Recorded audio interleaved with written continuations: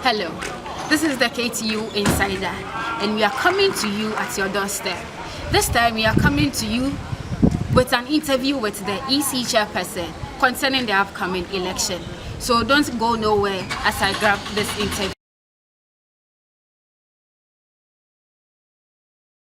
A very welcome to you watching us. It is KTU Insider. My name is Esther Biaji, your host, and I have here with me Godfred, who is the EC Chairperson for the Koforidua Technical University. Now, good evening. Good evening. How are you doing? I'm doing good. Yesterday was a vetting. How did the vetting go? Okay, it was very, very hectic, but as part of our job, we have to go. It's a formality we have to go. Okay, So it was really good. What was the criteria for yesterday's vetting? The criteria was every aspirant has to meet 50% mark and above. So we had 5 panels on the vetting panel. So each person was supposed to score over 100. After everything, each person will submit, and then we collate everything and take the average for each aspirant. Yeah. So yesterday, the vetting went well, as you rightly said. Yeah, it was very, very well. Okay. So the result came out today, and it was on that there is 100%. Aspirants got 100%. How true is that, and what was the reason why he had 100%? It is true. It is true that aspirant got 100% mark. But what we say is that we set 100% benchmark. So each aspirant is to be scored 100%, not exceeding 100%. So supposing the judge description in the description, he thinks that he deserves 100%. We think fine, since it is within the scope, we have nothing to do, just to give it to the person. But we understand that even with our academic studies, we don't get 100% in whatever we do, because there is loopholes that comes in it. So we can't say we are perfect. So giving him 100% is raising an alarm. That yes, it's true. I will not dispute the fact that people may agitate that why would this person get 100% mark. But as I said, it is the discretion of the panel or the judge. He decides on the mark to give. Besides giving him a benchmark 1 to 100. So within that 1 to 100, if he fails to give the person 0, it is for him. So whatever, if he fails to give the person 100, it is a sole discretion, and then the commission or any panel member cannot dispute that. Since that is a benchmark for the person, I think it is within the scope, then we have to accept that. So now tomorrow is manifesto day. Exactly. So how is the preparation so far? Because tomorrow is a Saturday and then weekend session, we'll be having the exam. We are thinking of rather using the Poly FM for the manifesto, the KTU radio, for the manifesto reading, but not disputing the fact that we can also check if the need arises that we come to steady grounds, and then we see that we can also organize it at a low tone. We do it on campus for students to come and have, and then ask questions that they wish aspirants to give them answers to. Okay. So that one is louder, but so either the KTU radio or it's within on the campus ceremonial ground. Exactly. So how did the aspirants aware of the new ideas that's coming out? The initial calendar spelled out all these things, but as to whether we are briefing them or not, we are yet to meet them again. So as you can see, we've called our PRO to invite all the aspirants for us to have a little discussion as to the way forward for tomorrow. So that will be communicated to them after in the meeting that we have today. Okay. So now with the aspirants, let's go to the aspirants. Is there any misunderstanding that is coming within them for this short time of preparation? In any case, campaign has started. Exactly. So are you having any challenges or problems so far?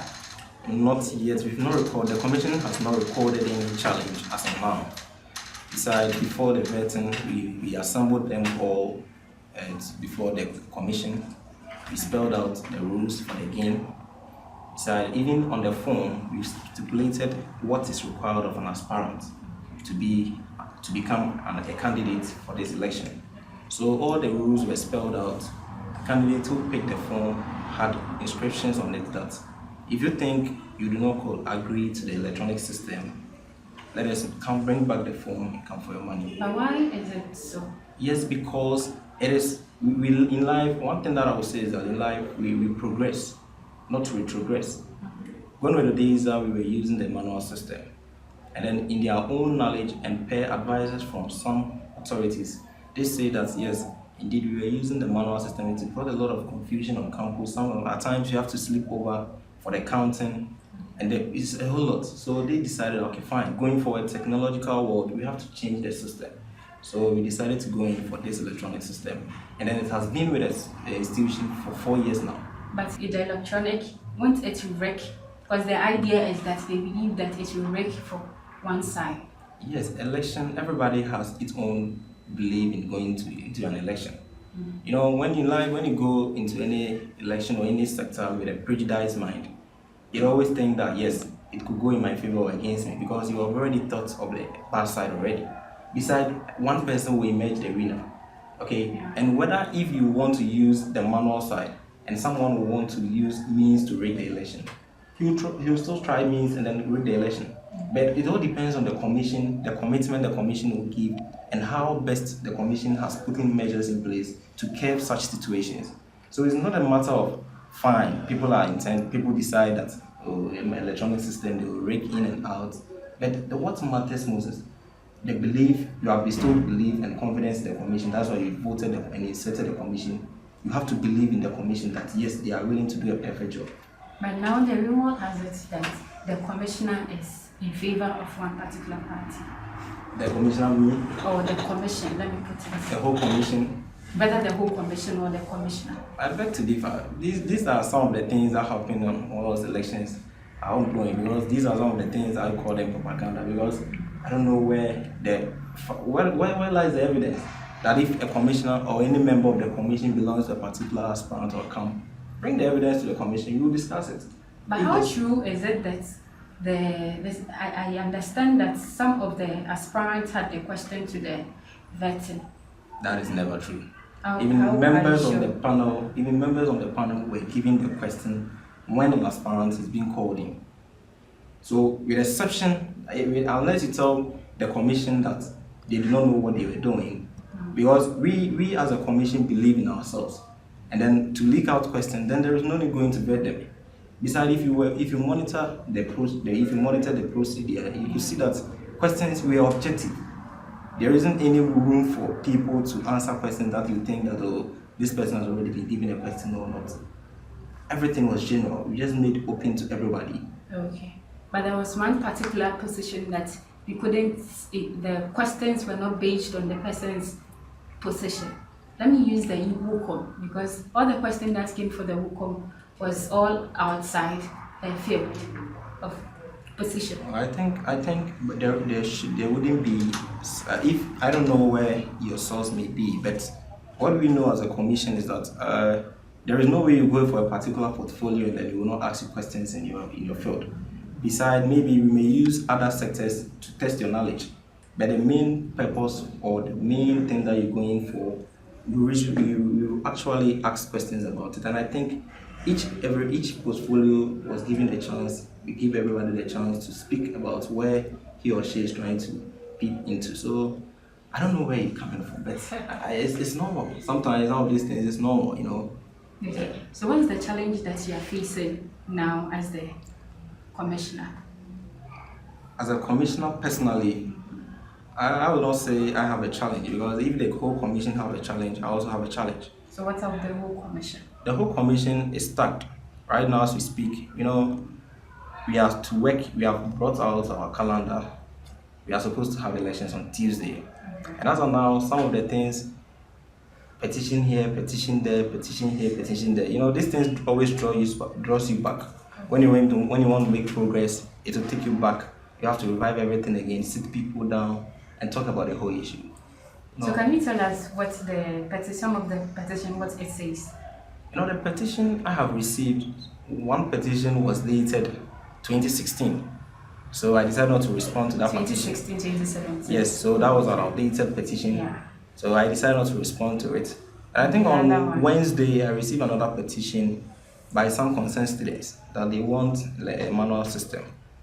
And what I will say for now is that when I received the petition, I went to the SRC president to ask whether he has also gotten a letter or a copy for the petition. Then he confirmed that yes, he has received a similar petition. We went to the dean of students to discuss the petition with him. So fortunately for us, while having the discussions, these petitioners brought the dean's copy. So the dean has the opportunity to invite them in our midst that, okay, fine, brothers, let's sit down, let's talk about the issue. What it is that you want to be done? And they are saying that they want a manual system. And the dean explained things to them. It was even the dean that made me aware that this manual system was in place some years back. And then it has already, because of technological changes, we have to move into this. So he explained this to them. He told them that yes, even though there is some perception that the electronic system can be rigged for an aspirant or not, he wants the whole student body to have confidence that this time around, we only look for the situation at hand. We will try our best to look for what really goes on with the electronic system. We will not necessarily abandon that. But what we will do is that we will search into the problem and know what really is wrong. If it is about rigging, how does the rigging come? They are saying that when the person, the originator of the software inserts everything, after taking it home, he goes to assign the thing and bring it back the next day. And we are saying that we gave him instances because initially we sat with some public officials that I would not want to say because for security reasons. But we sat with them and then we told them, they advised us that fine, we should continue with the electronic system, but we should search into the problem. Let us know what is really wrong with the system. If it's about security, this time around they suggested that after everything, if the originator comes to pilot, we will go to the electoral commission for them to also have a view of the system. After everything, the originator will hand the machine, the original machine, to the BNI or the police. They will take it to their custody. The next day or the day of election, they will bring the same machine, test it again the following morning, allow the aspirants and its candidates and its agents to test. If something goes on wrong, that is when you can say that yes, there is something wrong with the system. So these are some of the things that we are doing to help the situation, because I would not want my name to be out there in the eyes that I would want to rig an election for someone. Besides, if the person gets his SRC president or any other position, it's his own benefit. And it registers his or her CV, not me. So why would I waste and then throw my integrity out there for someone's personal interest? That is one thing that I always want people to have believed, that we learn to progress. In life, it's not all about position. Today you are the SRC, EC, or what. Tomorrow you may not be the same person. You have to move on. And then whatever you do today will follow you tomorrow. So these are the things we are aware of.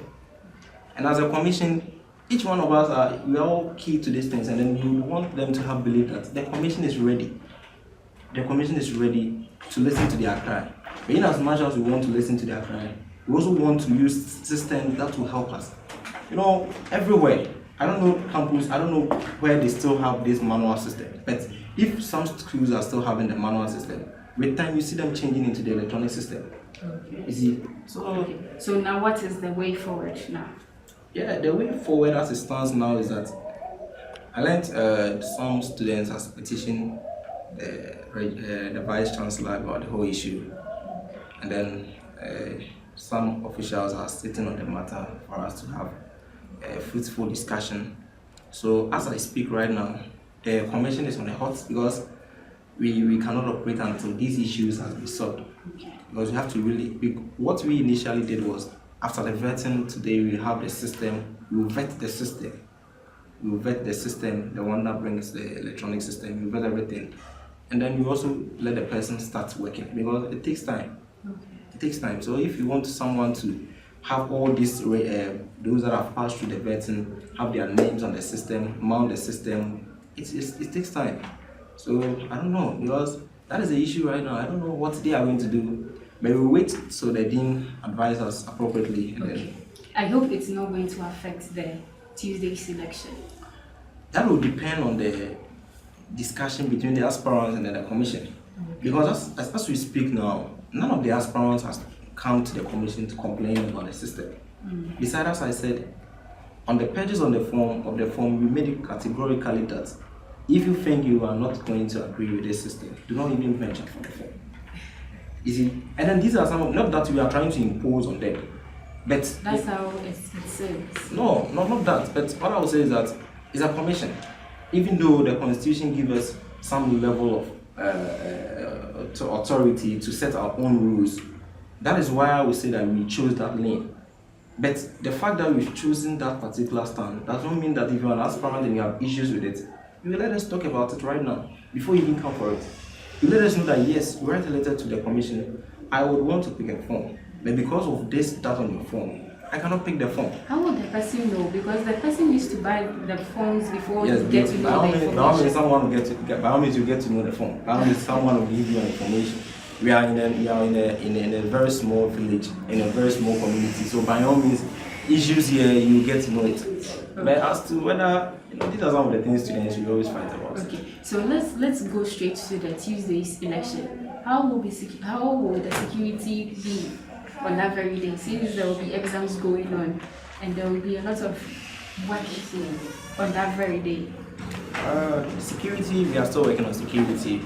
We've written to the regional command for security.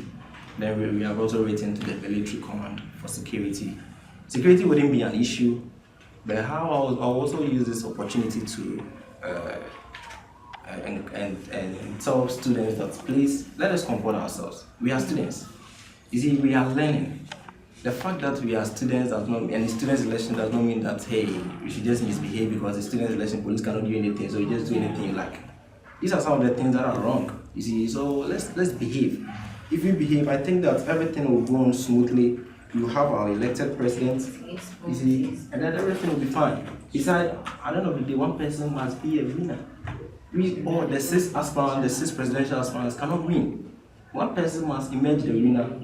And you all use your collaborative ideas. We bring it aboard. Then we move the council forward. Okay.